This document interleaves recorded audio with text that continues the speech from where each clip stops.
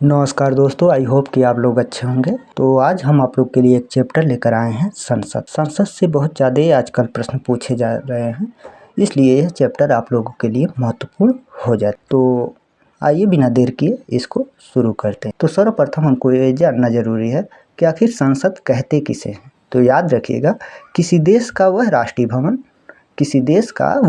भवन जहाँ पर उस देश के लिए नियम और कानून बनते हैं और संचालित होते हैं, उस स्थान को ही उस देश का संसद कहा जाता है। तो इसके साथ साथ कुछ और भी फैक्ट याद रखिएगा जो आगे है। संसद के अंग कितने हैं? 3 हैं। राष्ट्रपति, राज्यसभा, लोकसभा।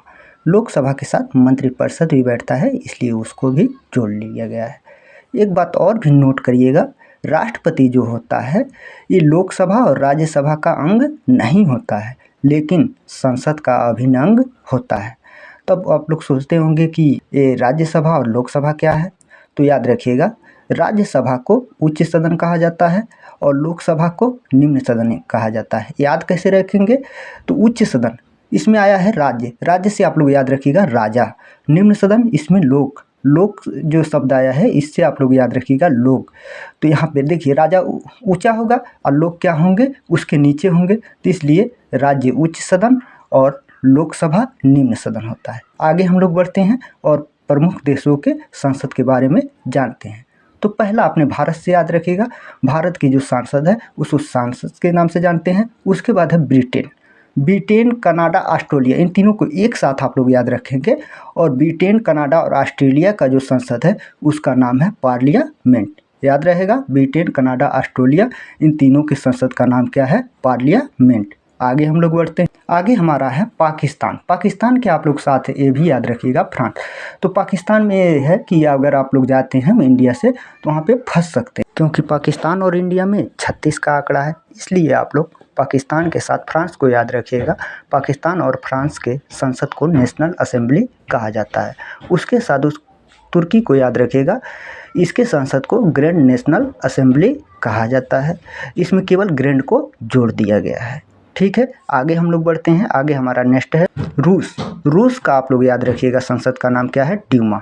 उसके बाद है जापान से आप लोग याद रखिएगा जापान में लोग पान ज़्यादा खाते हैं, तो पान खाने से क्या हो गया? डाइट हो गया। तो जापान से याद रखिएगा डाइट। उसके बाद है मालदीव का क्या है? मजलिस। उसके बाद है मलेशिया। तो मलेशिया का क्या है? दीवान निगारा। तो एक बात और याद रखिएगा, मलेशिया विश्व में चांदी उत्पादन में सर्वप्रथम स्थान पे आता है। तो एक सॉन्ग आप लोग सुने होंगे, सोना चांदी क्या करेंगे प्यार में।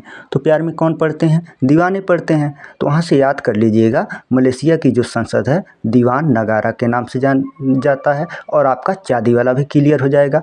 इसके बाद हम लोग बढ़ते हैं स्पेन में देखिए लास्ट में पेन शब्द आया है। तो पेन कहाँ पे चलेगा? कोर्ट में चलेगा। तो स्पेन का क्या हो जाएगा? कोर्टेस। स्पेन की संसद को क्या कहते हैं? कोर्टेस कहते हैं। नेक्स्ट हमारा है अफगानिस्तान के संसद का नाम क्या है? शोरा है। स्विट्जरलैंड का संसद का नाम क्या है? फेडरल असेंबली है। डेनमार्क के संसद का क्या नाम है? फाल्केटिंग है। और इजराइल के संसद का नाम क्या है? नेसेंट है। याद रहेगा, इसमें अफगानिस्तान का जो संसद का नाम शोरा है काफ़ी बार पूछा जा चुका है। नेक्स्ट हमारा है अमेरिका के संसद का नाम क्या है? कांग्रेस है। और चीन के संसद का नाम क्या है? National People's Congress. चीन में क्या है? अंत में कांग्रेस जोड़ा गया है, लेकिन अमेरिका में कांग्रेस ही कहा जाता है। याद रखिएगा, बांग्लादेश के संसद का क्या नाम है? तो जाति संसद। और नेपाल देश की संसद का क्या नाम है? राष्ट्रीय पंचायत। बांग्लादेश की जो मुद्रा है साथ में याद रखिएगा टका है। नेपाल का क्या है? यहाँ का नेपाली रुपया चलता है।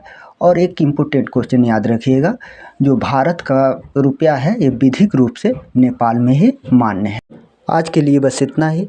कैसी लगी आपको ये वीडियो कमेंट सेक्शन में ज़रूर बताएं, ताकि हम भी इस प्लेटफार्म पे आकर आपको एक दिन लाइव पढ़ा सकें। Thank you.